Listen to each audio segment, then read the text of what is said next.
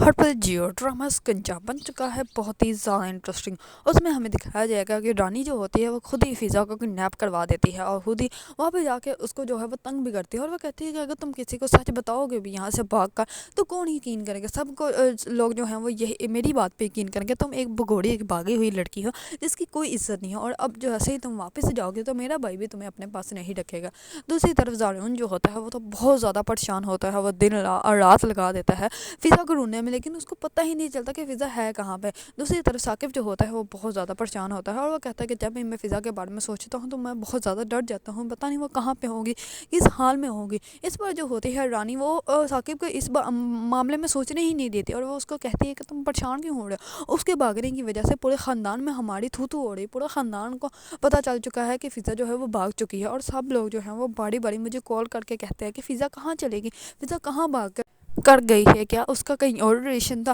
کیا کہیں اور اس نے شادی کرنی تھی، آپ لوگوں نے جو ہے زبردستی اس کی شادی زرون کے ساتھ کروا دی۔ میری تو